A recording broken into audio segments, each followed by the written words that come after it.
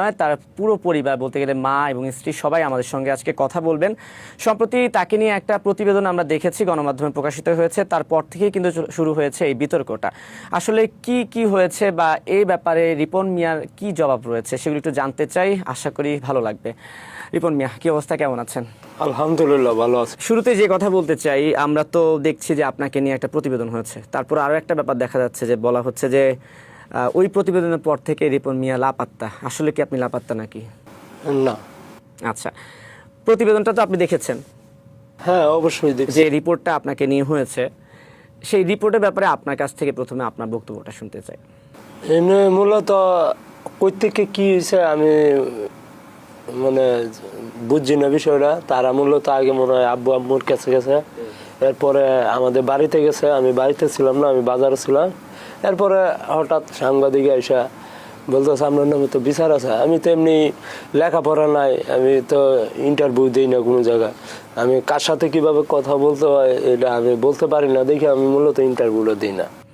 পরে আমি ঘাবড়ায় গেছি। পরে একটা সময় রাগ ভাই বলছি, হ্যাঁ আমার ভাবি ওইখানে, আমার ভাবিও ছিল। এইগুলো থেকে পরেরটা আর আমি জানি না। আচ্ছা, পরেরটা আপনি জানেন না, কিন্তু সেই প্রতিবেদন থেকে আমি কিছু প্রশ্ন করতে চাই। ধরুন আমি যদি শুরু থেকে যাই, প্রথমে আপনার বাবা মাকে দেখানো হচ্ছে, তারা বলছিল যে রিপন আমাদেরকে টাকা পয়সা দেয় না, অনেক টাকা কামায়, ভরণ পোষণ দেয় না, আলাদা থাকে।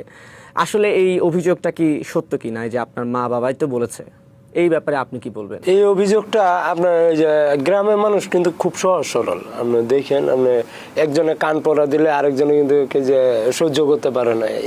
এই লায়া এক কথা কয়, এই লায়া এক কথা কয়, 10 জনে যদি 10 রকম কয়, পরে একটা মানুষ তো এমনি মন নষ্ট হয়ে যায়। পরে আবেগে শুনলে পরে এইগুলি আম্মা বইলা দিছে। বলছেন যে উনি আসলে ইমোশনাল থেকে, কিন্তু ব্যাপারটা হচ্ছে যে ইমোশনাল হয়ে বললেও মানে এমনটা কি আপনাদের, এমন অনেকে বলছে আবার যে রিপন মিয়ার সঙ্গে বা আমাদের তো অনেকের পরিবারে অনেক দ্বন্দ্ব থাকে, হয়তো বা মান অভিমানও থাকে, সেখান থেকে বলেছিল। এমন কিছু কি আছে আপনার মায়ের সঙ্গে কোনো সমস্যা, বাবার সঙ্গে? হ্যাঁ, না, আম্মা কয়েকদিন আগে আমার থেকে একটা ফোন চাইছিল। অবশ্য আমি কইছি আমি যখন ঘরটা বানাইতেছি, ঘরের কাজটা শেষ কইরা পরে তোমার ফোনটা দিই।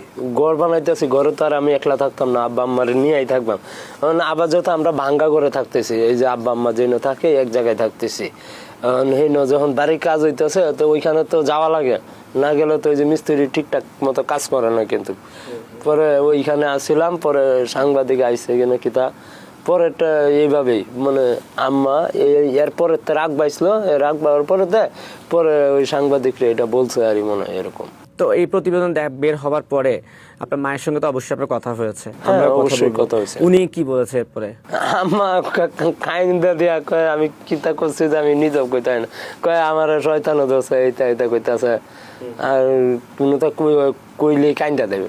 ঠিক আছে, আমরা ওনার সঙ্গে কথা বলবো, কিন্তু আরো কিছু পয়েন্ট একটু ধরে নেই। ধরুন আপনি তো বিয়ে করেছেন? হ্যাঁ, অবশ্যই আমি বিয়ে করছি, তো অনেকদিন হয়েছে। বিয়ে করেছেন, বাচ্চাও আছে 2জন, যেটা আমরা প্রতিবেদনে দেখেছি। সেখানে তো বলা হচ্ছে যে মানে আমরা দেখেছি, বলা হচ্ছে না, দেখেছি যে আপনার স্ত্রী প্রসঙ্গে বলার পর আপনি বলেছেন যে ভাবি, আমার স্ত্রী না ভাবি। স্ত্রীকে কেন ভাবি বলে সম্বোধন করলেন, বা স্ত্রী পরিচয় কেন গোপন করলেন? ওইখানে দুইটা বিষয়। ওইখানে আমার ভাবিও ছিল, আমি মনে হচ্ছে ভাবির কথা। আর বিয়ে করছি, আমি চাচ্ছি না আমি বিয়ে করছি এটা অনলাইনে জানুক। আমি চাচ্ছি না আমার বউরা দেখাতাম। আমি বিয়ে করছি তো করছি, এটা বিয়ে করলে কি আপনার দেয় দেব আমার? এই আর বিষয়, এই কারণে আমি না হচ্ছে আমি বিয়ে করছে না। কিন্তু বিয়ে করেননি, ঠিক আছে, আপনি নানা কারণে আপনার স্ত্রীকে প্রকাশ্যে আনেননি বা সামনে আনতে চাননি, অনেক সমস্যা হতে পারে এই কারণে। কিন্তু আপনি যেভাবে কন্টেন্ট বানাতেন, সেখানে কিন্তু মনে হয় ওই যে আপনার বিয়ের ব্যাপারেও অনেক কথা বলতেন আর কি। হ্যাঁ, তো ওইটার সাথে মনে হয় এটার কারণে মানুষ একটু সাংঘর্ষিক ভাবে নিয়েছে। তো উনি সাংবাদিক যার কাছে গিয়েছিল, উনি কি আসলে আপনার স্ত্রী ছিল?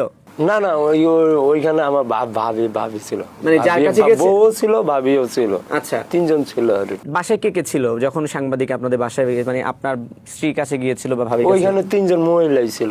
3জন মহিলা ছিল। কে কে? একজন হচ্ছে আপনার স্ত্রী, আর 2জন ভাবি ছিল। 2জন ভাবি ছিল। মানে যার কাছে গেছে আপনি বলতে চাচ্ছেন যে উনি আসলে ভাবি ছিল। আসলে ওইখানে এই ব্যাপারটা হয়েছে। আপনার বাড়িঘর নিয়ে তো প্রশ্ন উঠেছে, বলছে যে আপনি রিপন মিয়া অনেক টাকা কামান, লাখ লাখ টাকা কামাচ্ছেন, তারপর হচ্ছে 5 স্টার হোটেলে ঘুরছেন, বিদেশ যাচ্ছেন, এত টাকা পাচ্ছেন কোথায়, বা এই টাকা যদি আসেও টাকাগুলো কোথায় যাচ্ছে, এগুলো নিয়েও অনেকে প্রশ্ন তুলছে। আসলে আপনি কেমন টাকা কামান, সত্যি করে বলেন। হয়তো আপনারা মোটামুটি সবাই জানেন ফেসবুক থেকে এখন কিন্তু টাকা দেয় না। ঘোরাঘাড়ির যে শখটা এটা মনে ইচ্ছা তেমন লাগে। আর আপনার ঘোরাঘাড়ি করলে আপনার মনে করেন লাখ লাখ টাকা কোটি কোটি টিয়া জায়গা এমন কোনো বিষয় না। আর ফেসবুক থেকে তেমন কিছু টাকা একটা আসে না, আসে মোটামুটি যেটা আসে আমি মোটামুটি একটা চলতে পারি। আর এর পাশাপাশি আমি কাঠমিস্ত্রি কাজ করি। আমি কি আপনার বুঝাইতে পারছি বিষয়টা? হ্যাঁ, না এখন ওই যে অনেকে যে প্রশ্নটা যেভাবে আসলে আসতেছে আমি বলতে চাচ্ছিলাম যে ধরুন আপনি তো কন্টেন্ট বানাচ্ছেন, 5 স্টার হোটেলে শুয়ে দেখাচ্ছেন, বিদেশ যাচ্ছেন, তো তখন অনেকে প্রশ্ন উঠছে যে রিপন যদি টাকাই না কামায় 5 স্টার হোটেলে থাকছে কিভাবে, বিদেশ যাচ্ছে কিভাবে, এই টাকাগুলো আসছে কোথা থেকে? ও এইটা আমরা স্পন্সর বুঝেন, স্পন্সর আছে না, আমরা স্পন্সরের মাধ্যমে ঘোরাঘাড়ি করি। এগুলি মূলত ঘোরাঘাড়ির জন্য মনে ইচ্ছা শক্তি তেমন লাগবো। আপনি টিয়া থাকলে আপনি ঘুরতে পারেন না, আপনার রহন টিয়া আছে, আপনার বয়স নাই, আপনি ঘুরতে পারেন, এইটা আর বিষয়। ঘোরাঘাড়ি করলে ইচ্ছা শক্তি তেমন লাগবে। মানে হচ্ছে যে আপনি বলছেন যে আপনি যে ঘুরছেন থাকছেন এগুলো মূলত হচ্ছে স্পন্সরের টাকায়, সেখান থেকে মানে আপনাকে টাকা দিয়ে ঘুরতে হয় না? না না, আরও তো অনেক অভিযোগ আছে এখন, যেহেতু আসলে আপনাকে সবাই অনেক ভালোভাবে পজিটিভলি নিয়েছিল, তার মধ্যে এমন একটা প্রতিবেদন আসার পর অনেকে এখন আলোচনা করছে, সমালোচনা করছে। প্রতিবেদন প্রকাশের পর থেকে আসলে আপনার কাছে কি মনে হচ্ছে, আপনার নিজের উপলব্ধিটা কি, যদি আমি রিপন মিয়ার কাছে জানতে চাই? বুঝি নাই, আরেকবার বলবেন।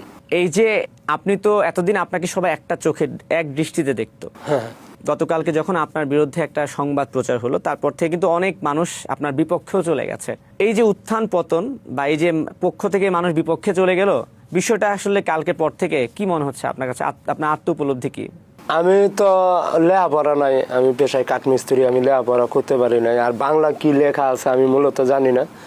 আর এমনি বন্ধু বান্ধব ভালোবাসা এইটা আমি জানি, বন্ধু বান্ধব আছে বিদায় বা অনেক ভালোবাসে। আমার লেখাপড়া নাই, আমি বুঝি না আর কোনো কিতা হইতেছে এটা আমি জানি না।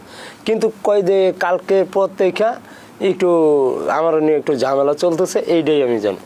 কি ঝামেলা? আপনি ব্যক্তিগতভাবে কোনো ঝামেলা ফেস করছেন? আপনার বাড়ির কি অবস্থা এখন? বাড়িঘর আছে, ভালোই আছে বাড়িঘর, আলহামদুলিল্লাহ। বাড়িঘর ভালো আছে না? আমি শুনেছি যে আপনার আল্লাহ যা করে ভালোর জন্য। বাড়িঘরে নাকি এখন অনেক সাংবাদিক যাচ্ছে, আপনাদেরকে খুঁজছে, বা বাড়িঘরে গেছে কেউ আর এরপরে? আমি জানি না সঠিক। আপনি জানেন মানে ওই নিউজ প্রকাশ করার কে ঢাকায় চলে এসেছেন? হ্যাঁ হ্যাঁ, ঢাকায় এসেছেন কবে? ঢাকায় এসে কালকে রাত্রে।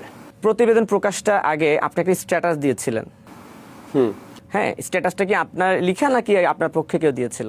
না, আমি তো লেখাপড়া নাই, আমার পেজ মেনটেন করে আমার সজীব ভাই। সজীব ভাই দেখাশোনা করে, সজীব ভাই ইয়াগুলি করছে আর। আচ্ছা, উনি হচ্ছে আপনার পক্ষে স্ট্যাটাসটা দিয়েছে। কিন্তু এই স্ট্যাটাস নিয়েও তো অনেকে প্রশ্ন করছে, অনেকে বলছে যে যেহেতু রিপন মিয়াকে আমরা একভাবে চিনি, রিপন মিয়ার বাসায় যখন সাংবাদিক চলে গেল এবং বুঝে গেল যে রিপন মিয়ার পরিবারের সাথে সমস্যা কিংবা এই যে ঝামেলাগুলো আমরা দেখতে পারলাম, ওইটাকে রাগঢাক দেওয়ার জন্যই রিপন মিয়া স্ট্যাটাস দিয়ে মানুষের একটা আবেদন চাচ্ছে বা মানুষের কাছে একটা আগে থেকেই পরিবেশ সৃষ্টি করছে যেন আমাকে কেউ ভুল না বোঝে, এরকম কিছুই কি ছিল? এইটা আমি কতটুকু জানি না, কিন্তু কাজ কিন্তু ফ্যামিলির মধ্যে হয়, কিন্তু